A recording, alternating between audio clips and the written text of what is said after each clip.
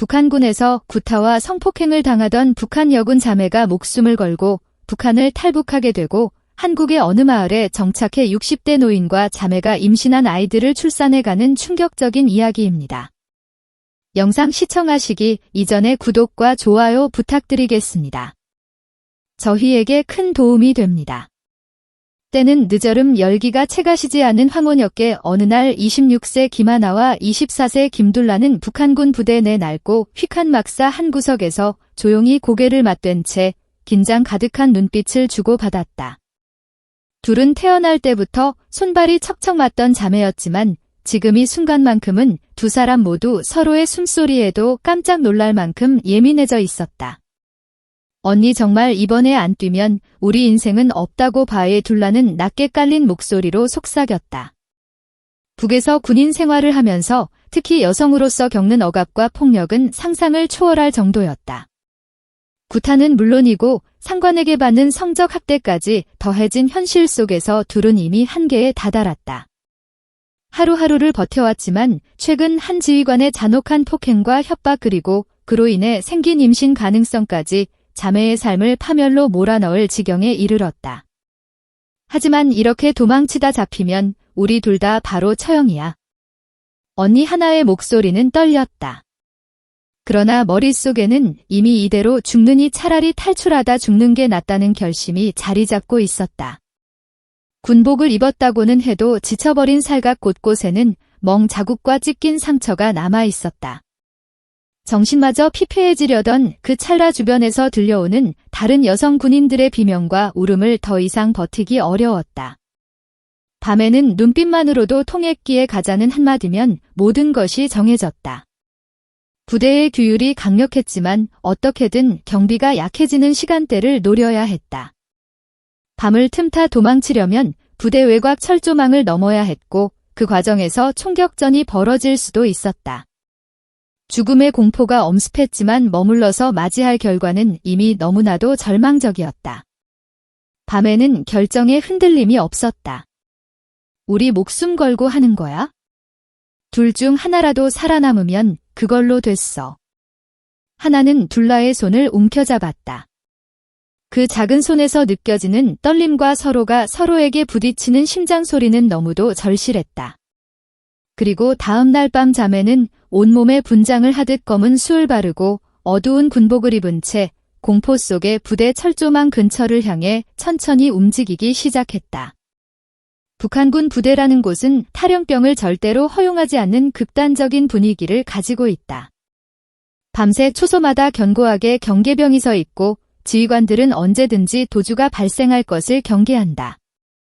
자매는 부대를 빠져나가기 위해 몇 달 전부터 몰래 정보를 모았다. 어느 초소가 교대 시간이 가장 길게 비는지 순찰 병력이 중간에 깜빡 잠드는 빈틈은 없는지 하다못해 철조망의 특정 지점이 다소 낡고 휘어져 있다는 사실까지 일일이 파악했다. 그날 밤 둘은 몰래 막살을 빠져나와 어둠 속을 기어다니듯 숨을 죽이며 철조망 근처로 다가갔다. 그리곤 준비한 작은 펜치와 낡은 커터칼로 철사를 자르려 했지만 녹슬어 휘청이는 부분조차 예상보다 강력했다. 제길날 둘라는 낮게 욕지거리를 뱉었다. 손에 쥐어진 펜치로 몇 번이나 힘을 줬지만 철망이 쉽게 잘리지 않았다. 이미 시간을 꽤 지체하고 있다는 게 문제였다. 뒤쪽에서 누군가 램프를 들고 순찰 중인 그림자가 어rum거렸다. 그때 하나가 필사적으로 철망을 잡아당기며 내가 더 벌릴 테니까 언니가 먼저 나가 작은 소리로 외쳤다. 둘라는 잠시 망설였지만 언니가 힘주어 뻗은 팔을 보며 결심했다. 그 사이 철사가 날카롭게 튀면서 하나의 손바닥이 찢어졌고 피가 흘렀다. 아! 작은 신음이 터져나왔지만 하나는 이를 악물고 참았다. 결국 둘라는 온몸을 비틀며 그 틈새로 빠져나갔고 바깥쪽에서 철망을 좀 더 당겨 언니를 도왔다. 하나 역시 간신히 몸을 통과했다. 다리에 긁힌 상처에서 피가 흘렀지만 숨 돌릴 여유도 없이 자매는 곧바로 달렸다. 멀리서 경보가 울릴까 봐 숨이 넘어갈 듯 달리고 또 달렸다. 두 사람은 새벽여야 인적이 드은 산속 계곡으로 들어섰다. 땀과 피범벅이 된 상태로 갈증에 입술까지 부르다. 죽을 힘을 다해 도망친 끝에 다행히 부대의 추격은 따돌린 듯 보였지만 앞으로 놓인 길은 훨씬 더 힘겨운 여정이었다. 둘은 피 묻은 손을 서로 꼭 붙잡고 이제 다시는 돌아가지 않을 거야라고 마치 주문처럼 다짐했다. 금강산을 넘고 국경지대까지 걸어서 며칠 밤을 새운 자매는 이미 체력이 한계에 달했다. 식량이라곤 군복 안쪽에 숨겼던 몇 조각의 강냉이 떡이 전부였고 그것도 거의 바닥이 났다. 몇 날 며칠을 굶주인 배를 움켜준 채매는 주변 야산에서 나물이나 벌레를 주워 먹으며 연명했다. 밤에는 초겨울 기운이 엄습해 덜덜 떨면서도 서로에게 조금만 더 버티자라고 격려했다. 중국 땅으로 넘어가면 거기서부터 더 큰 위험이 도사린다는 걸 알았지만 그래도 북한에서의 절망적인 처지보다는 희망이 조금이라도 있을 거라 믿었다. 밤에는 입술이 갈라지고 피부가 창백해진 상태에서도 눈빛만큼은 포기하지 않았다. 그렇게 강을 건너 중국 땅에 발을 디딘 것은 마침 이은 새벽이었다. 물안개가 자욱했고 강 건너의 중국 측 경비를 운 좋게 피할 수 있었다. 한기는 더더욱 심해졌으나 자매는 축한 옷과 흙투성이 신발을 질질 끌며 강독을 따라 걸었다. 문제는 그곳이 자유의 땅이 아니라 또 다른 지옥의 입구일 수도 있다는 점이었다. 많은 탈북민들이 중국에서 브로커에게 사기나 배신을 당하고 여성들은 인신매매나 성적 노예로 팔려가기도 한다는 끔찍한 소문을 자매도 알고 있었다. 하지만 선택지가 없었다. 어찌됐든 브로커를 찾아서 남쪽으로 내려가야 했다. 국경 근처 작은 마을에서 간신히 북한말을 알아듣는 이주민을 만났고 그를 통해 현지 브로커를 소개받게 되었다. 말은 최고의 눈매가 날카로운 남성이었는데 첫눈에 호감을 주기엔 어려웠다. 하지만 자매는 협상을 시도했다. 우리를 한국까지 가게 해주세요. 대가로 드릴 수 있는 건 아직 없지만 한국에 도착하면 분명. 브로커는 비웃듯 입을 실룩이며 돈이 필요하지 않은 사람이 어디 있어? 우린 위험을 감수해. 그걸 감안하면 가격은 세다고. 현금 없으면 몸으로 떼어야 할 수도 있어 라고 대놓고 말했다. 둘은 그 말에 싸늘해졌지만 또다시 선택지가 없었다. 일부 탈북 여성들이 브로커에게 인신매매된다는 사실을 머릿속으로 떠올리면서도 일단 계약을 맺을 수밖에 없었다. 알겠어요. 근데 우린 꼭 한국에 가야 해요. 한나는 거의 체념한 표정으로 대답했다. 브로커 이름은 류밍이라고 했다. 정확한 국적이나 출신을 알 수 없었지만 중국어와 북한 사투리를 섞어가며 대화가 가능했다. 그는 자매를 허름한 창고 같은 곳에 일단 숨겼다. 거기서 다른 탈북자 몇 명이 함께 대기하고 있었다. 한 명은 어린 소녀였고 또 한 명은 중년 여성이었다. 각각 사연도 다르고 목적지도 달랐지만 모두가 북에서 죽을 고비를 넘나들다 이곳에 모여 있었다.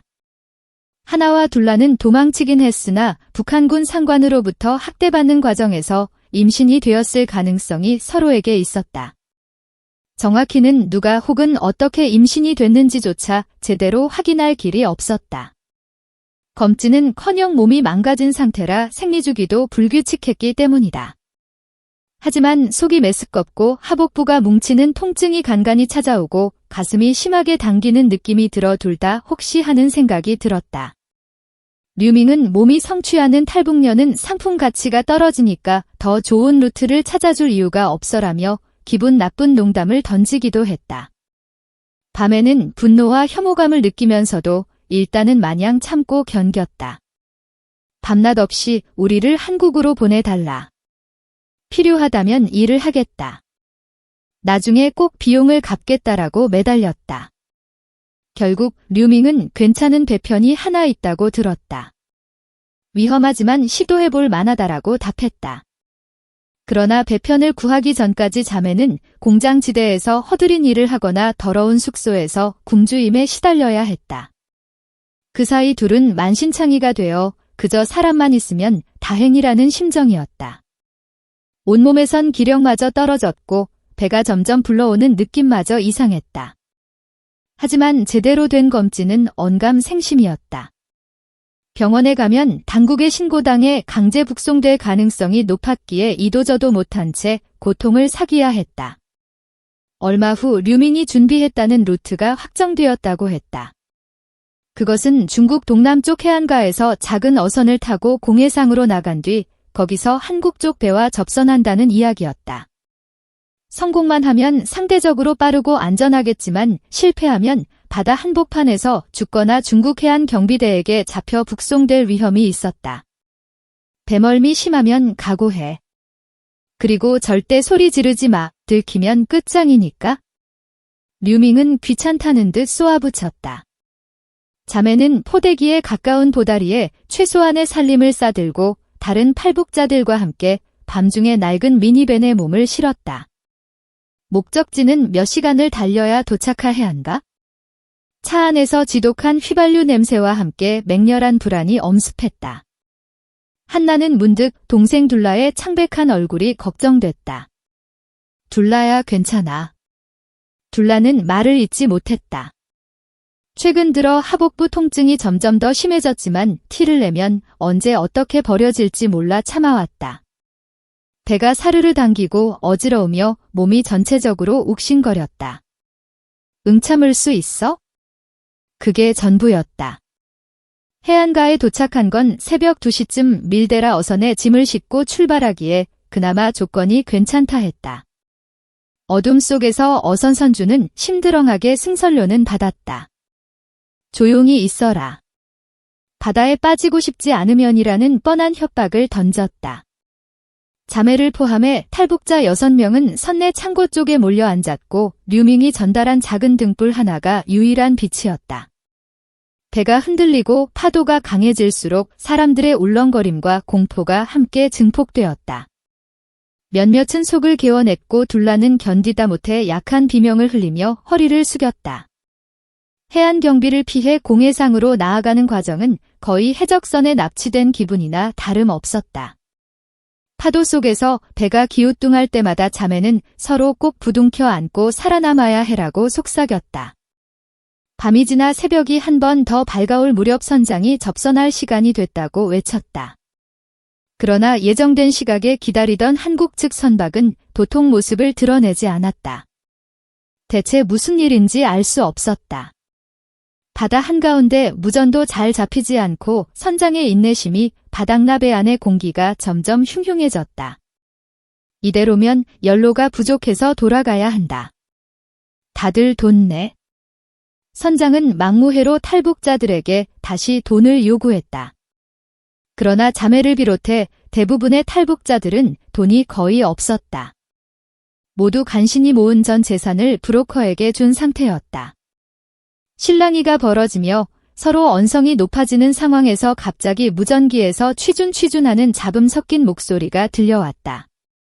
그것은 한국 해역 근처를 순찰 중인 어선이 아닌 해경의 교신이었다. 선장의 얼굴이 순간 하얗게 질렸다. 젠장, 이젠 해경한테 걸리면 우리도 끝장이야. 전원 바다에 뛰어내려야 하나 라는 나는 막말까지 나왔다. 배 안의 탈북자들은 공포에 떨며 서로 붙들고 어떻게든 살 길을 찾으려 했다. 그때 누군가 작게 외쳤다. 차라리 우리가 먼저 신호를 보내서 도움을 청합시다. 더 있다가는 여기서 전원 죽는다고요? 일부러 숨어들어온 배가 해경에 발각되면 당연히 선장과 밀항자 모두 법적 처벌을 피하기 어렵다. 하지만 자매를 비롯한 탈북자들은 잡히더라도 북송만은 되지 않기를 바랄 뿐이었다. 결국 우왕좌왕하던 찰나의 둘라가 기진맥진한 상태로 이대로 가면 나 아기까지 위험해. 제발 구조 요청해요. 제발이라며 흐느꼈다. 이 말을 들은 강인한 성격의 한나도 언니도 혹시라는 생각에 목이 메었다. 괴롭고도 긴장된 순간 한 탈북 중년 여성이 용감하게 일어나 무전을 낚아채고는 한국말로 우리는 탈북자들입니다. 도와주세요 라고 다급히 외쳤다. 결국 신호가 전달되었는지 한참 후 멀리서 해경비 함정이 다가오기 시작했다. 선장은 욕설을 퍼부었지만 이미 상황은 돌이킬 수 없었다. 해경 측은 의심스러운 선박을 포착하고 스피커로 모두 갑판에 나와라는 명령을 내렸다. 선장 일당은 뿔뿔이 도망치려다 실패했고 탈북자들은 아수라장 속에 혼미해지는데 서로를 끌어안고 울면서 드디어 왔어라고 중얼거렸다. 물론 이때는 그저 구조 단계였고 이후 그들을 기다리는 조사가 있을 것을 알지만 적어도 생사를 넘나드는 위기는 피했다는 안도감이 들었다. 해경의 구금 절차를 거쳐 자매를 포함한 탈북자들은 정식으로 남한 당국의 조사를 받아야 했다. 반갑든 반갑지 않든 국가보안법 및 탈북민 관련 법률상 필요한 과정이었다. 자매에겐 그 모든 절차가 새로운 고통이 될 수도 있었지만 그래도 어둠의 구렁텅이 같던 중국을 떠나 이제는 합법적인 보호를 받을 수 있다는 희미한 희망이 있었다. 처음 며칠간은 해안가 인근의 임시보호시설에 머무르면서 기초 신원 확인과 의학적 검진이 함께 진행됐다. 한국 정부는 인도적 차원에서 최소한의 안정된 처우를 제공했다. 자매에게도 깨끗한 옷, 따뜻한 밥, 그리고 의사와 간호사가 있는 병원이 허락되었다. 이 사실만으로도 자매는 눈물을 흘렸다. 무엇보다 중요한 건 자매의 몸 상태였다. 부대에서의 학대와 폭력, 탈출 과정의 극심한 스트레스 그리고 중국에서의 궁핍한 생활로 이미 영향이 바닥을 쳤다. 두 분 다 심각한 빈혈입니다. 특히 둘라 씨는 하열 흔적도 조금 보이고 담당 의사가 혀를 찼다. 그리고 초음파 검사를 통해 드러난 사실 둘 다 임신 상태였다. 둘라는 대략 34개월 정도, 하나는 23개월 정도로 추정됐다. 자매는 그 말을 듣고 서로를 쳐다보며 망연자실했다. 사실 예상하지 못했던 건 아니지만 현실로 들이닥치니 감당하기 어려울 만큼 충격이 컸다. 그 아이들의 아버지가 누구인지는 명확치 않았다. 군부대 상관에게 폭행당하거나 그 주변 병사에게 성폭행당했을 가능성이 높았다. 어떻게 하지? 우린 이제 둘라는 털썩 주저앉아 흐느꼈다. 하나도 이 아이들을 낳을 수 있을까? 우린 아직도 불안정한데 하며 눈물 지었다. 담당 의사는 우선 건강을 회복해야 합니다.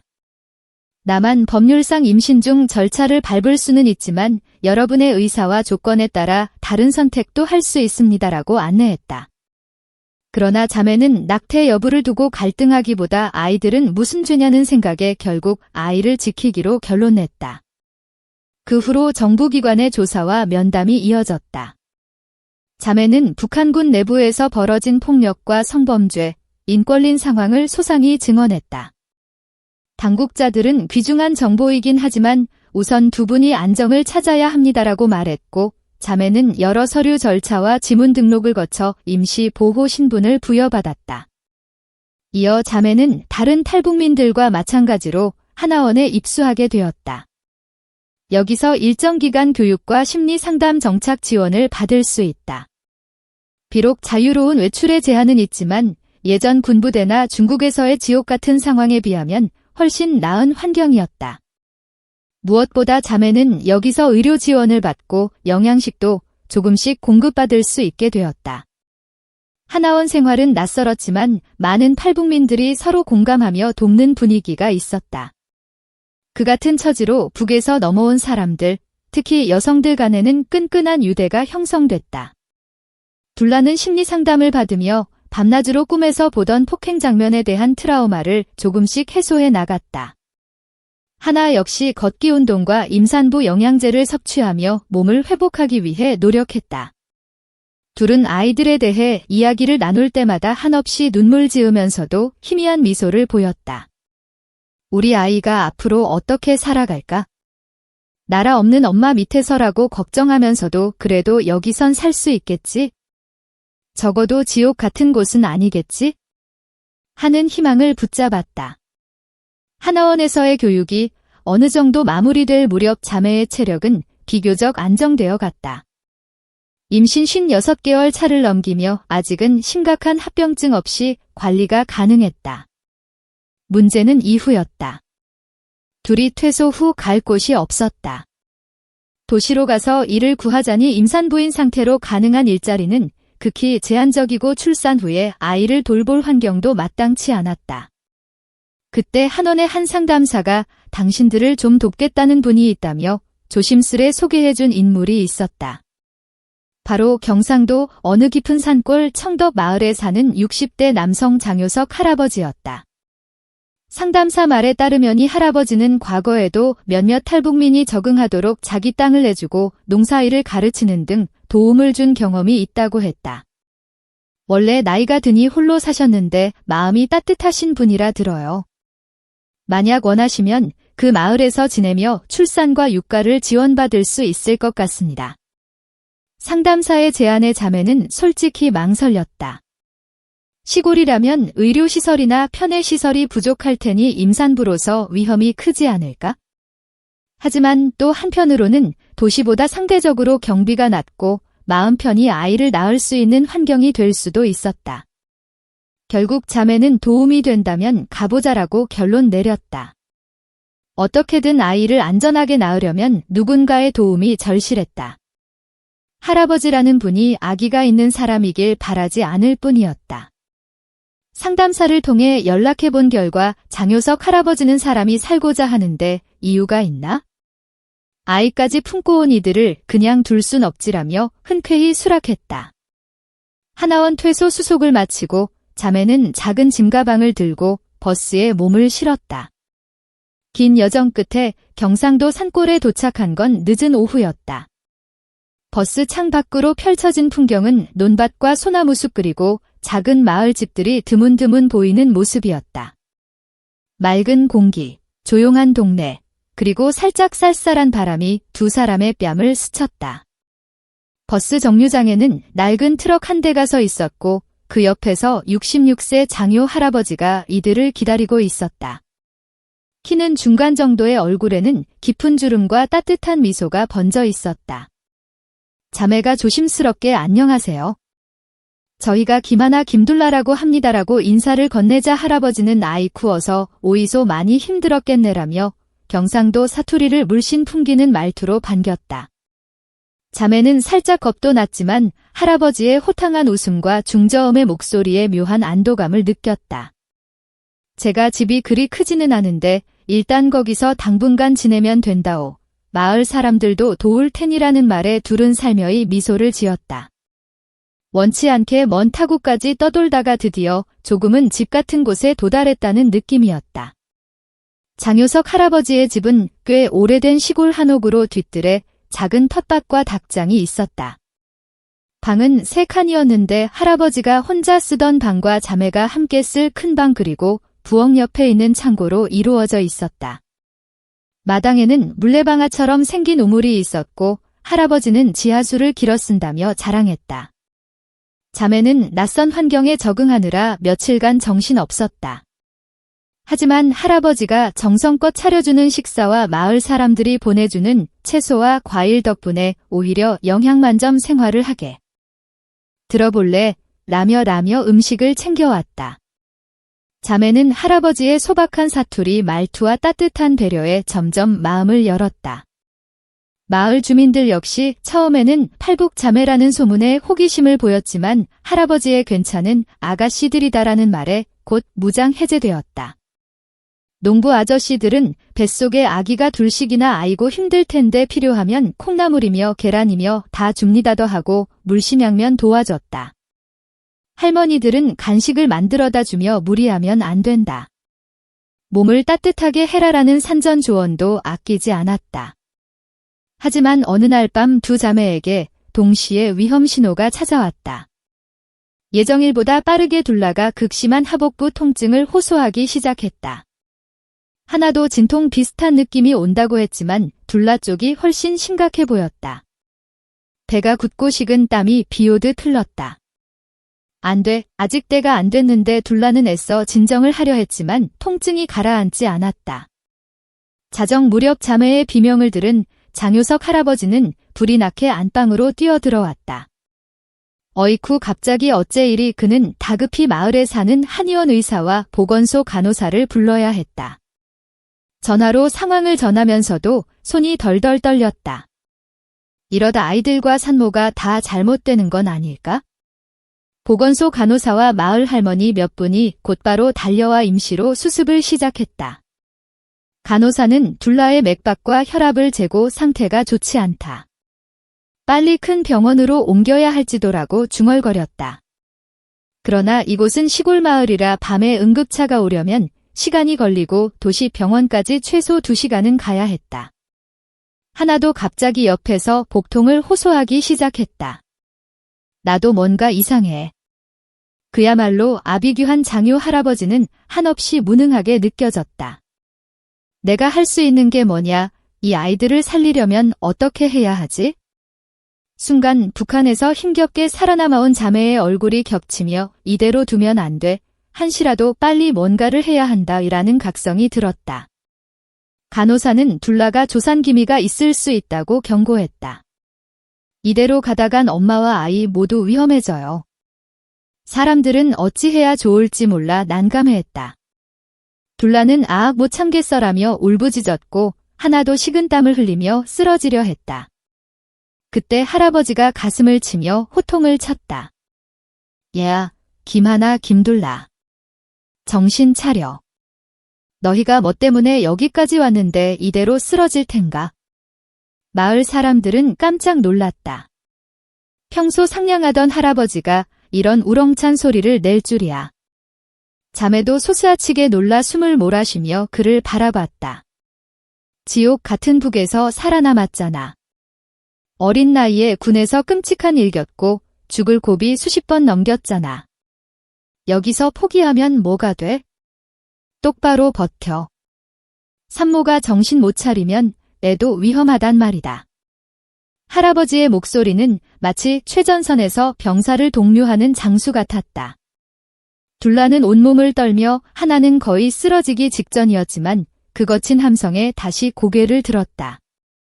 그래, 우린 옆에 버텼잖아. 여기서 아이를 살려야 해도 악물고 중얼댔다. 마침내 응급차가 도착했다.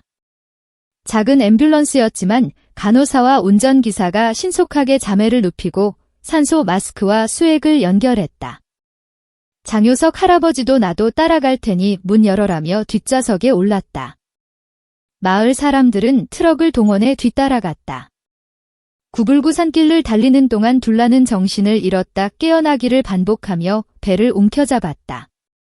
하나는 덜컹이는 차 안에서 톡가 나올 듯 고개를 떨구었지만 옆에 누운 동생의 손을 꼭 붙들었다. 할아버지는 대체 왜 이렇게 힘들게 살아야 하나라는 생각에 눈시울이 붉어졌다. 1시간 넘게 달려 인근시의 큰 병원에 도착했다. 의료진이 분주의 산부인과 응급실로 자매를 옮겨갔다. 둘 다 진통이 시작된 듯합니다. 한 사람은 조산 위험, 다른 한 사람도 자궁수축이 심하네요. 보호자는 밖에서 기다려주세요. 의료진은 중대한 표정이었다. 장효석 할아버지는 응급실 문 앞에 쪼그리고 앉았다. 시간이 얼마나 지났는지 모른다. 병원, 복도, 형광등 불빛 아래 그는 두 손을 꼭 모으고 기도하듯 중얼거렸다. 제발 이 아이들 좀 살려주이소. 의인에 마을에서 달려온 주민 몇 명도 같이 지켜보며 한숨을 몰아쉬었다. 초조한 기다림 끝에 의사가 딴번벅인 얼굴로 나왔다. 둘라 씨부터 말씀드리겠습니다. 미숙하지만 다행히 아기를 무사히 꺼냈습니다. 산모도 출혈이 심했지만 적시에 수혈해서 안정화됐습니다. 그 말에 할아버지는 가슴을 쓸어내리며 어이쿠하고 눈물을 흘렸다. 이어서 의사가 하나 씨도 거의 비슷한 시기에 출산이 시작돼서 우린 동시에 수술을 진행했습니다. 둘 다 크게 위험했지만 현재 아이와 산모 상태는 중환자실에서 지켜봐야겠지만 일단은 고비는 넘겼습니다라고 설명했다. 할아버지는 그 자리에서 털썩 주저앉아 고개를 숙였다. 고맙습니다. 정말 고맙습니다. 병원 직원의 안내를 받아 중환자실 밖에서 기다리던 할아버지는 눈물을 닦고 커다란 한숨을 쉬었다. 자매가 2명 다 동시에 아이를 낳다니 이것이 인연이자 운명인가 싶었다. 비록 아이들은 인큐베이터로 옮겨졌고 자매 역시 완전히 안심할 순 없지만 최소한 목숨은 건졌다는 사실에 감사했다. 마을 주민들도 하나 둘씩 찾아와 정말 다행입니다라며 함께 안도했다. 간호사 말에 따르면 두 여성 모두 임신 상태가 좋지 않아 제왕절개를 진행했는데 분만 중에 쇼크가 올 뻔했어요. 정말 운이 좋았죠. 라고 했다. 할아버지는 운이 아니라의 아이들 힘도 있고 하나님이든 부처님이든 다 도와주신 계질라며 허탈한 웃음을 지었다. 며칠 후에는 중환자실에서 일반 병실로 옮겨졌다. 초취한 얼굴이었지만 그래도 의식이 또렷했고 간호사들의 도움을 받아 아기를 안을 수 있게 되었다. 둘라는 작은 미숙아를 품에 안고 우리 아가라며 눈물을 쏟았다. 하나도 조심스럽게 자기 아이를 바라보았다. 아직은 작고 연약하지만 그것이 분명 자신의 새로운 희망임을 느낄 수 있었다. 장효석 할아버지는 자매를 위해 매일같이 과일이며 영양식을 사들고 병원을 찾았다. 이리 많이 오실 필요 없는데요. 자매가 미안해하면 할아버지는 내가 안 오면 누가 오나? 벌써 정이 들었는데라며 허허 웃었다. 정말 친아버지 같은 따스함에 자매는 마치 인생에서 없었던 부성애를 맛보는 듯했다. 한 달 남짓병원에서 회복을 마친 뒤 자매와 두 아기는 다시 시골 마을로 돌아왔다. 그 사이 마을 주민들은 작게나마 축하 모임을 준비했다. 대문 앞에 새싹들 환영이라는 손글씨 현수막을 걸어놓고 온갖 식재료로 산모와 아기를 위한 건강식을 만들었다. 둘라는 해주실 줄 몰랐어요라며 눈물을 감추지 못했다. 아이들은 인큐베이터에서 진행되다 몸이 약해 면역력이 걱정스러웠지만 다행히 마을의 맑은 공기와 풍부한 영양식을 통해 조금씩 건강을 되찾았다. 밤에는 한옥집에서 함께 지내며 아이들을 번갈아 돌봤다. 할아버지는 새벽마다 우물물을 길어다 방에 데워주고 저녁이 되면 텃밭에서 딴 채소로 내가 익숙하니 괜찮다라고 만류했다. 그 사이 동네 아주머니들이 기적이며 아기 옷가지를 후원했고 대어복도 여기저기서 모아졌다. 마치 이 마을 전체가 자매와 아기들의 뒤를 봐주는 가족이나 다름없었다. 조금씩 육체적인 회복이 이루어지자는 자신들의 과거를 돌아보며 앞으로 어떻게 살아갈지를 고민했다. 북한군에서 겪은 고통과 폭력, 중국에서의 불안한 망명 생활을 간신히 떨쳐내고 이제는 대한민국 국적 취득과 정착 과정을 차근차근 밟아야 했다. 하나와 둘라는 둘 다 아이를 위해서라도 우린 스스로 자립할 수 있어야 해라고 마음먹었다. 장효석 할아버지는 마을 이장과 상의해 자매가 한국 국적을 취득하는데 필요한 행정 절차를 돕기로 했다. 지역 공무원도 왕래가 어려운 산골 마을까지 와서 서류를 챙겨주었고 심리상담과 교육 프로그램도 연결해 주었다. 그렇게 시간이 흐르며 자매는 조금씩 안정적인 생활 기반을 마련하게 되었다. 나아가 둘은 자신과 같은 처지의 탈북민을 돕고 싶다는 의지를 품게 되었다. 저희가 겪은 고통을 생각하면 아직도 중국에서나 북한에서 혹은 남만에 와서도 힘들어하는 분들이 많을 거예요. 하나는 아이를 재우며 혼잣말처럼 말했다. 둘라 역시 고개를 끄덕이며 특히 폭력이나 성범죄 피해자들을 돕고 싶어 누구보다 그들의 아픔을 잘 아닐까라고 덧붙였다. 할아버지는 그런 자매의 의지를 대견해하며 누가 그 일을 하겠나? 직접 겪은 사람이 제일 잘 알지? 내가 도울 게 있으면 도울 테니 용기를 내보거라며 격려했다. 자매는 온라인으로 탈북민 커뮤니티 정보를 수집하고 지역 사회복지기관과도 연락을 주고받았다. 조금씩 봉사활동이나 강연도 맡아 탈북 여성이 겪는 고통과 희망이라는 주제로 이야기하기 시작했다. 어느덧 계절은 다시 여름으로 돌아오고 마을에는 해마다 열리는 청덕마을 한마당 축제가 가까워졌다. 주민들이 각자 생산한 농산물을 나누고 전통 놀이를 즐기며 소박한 축제를 여는 행사다. 자매도 아이들과 함께 참여해 작은 탁자의 북한 전통 음식을 시도해 만들어 내놓았다.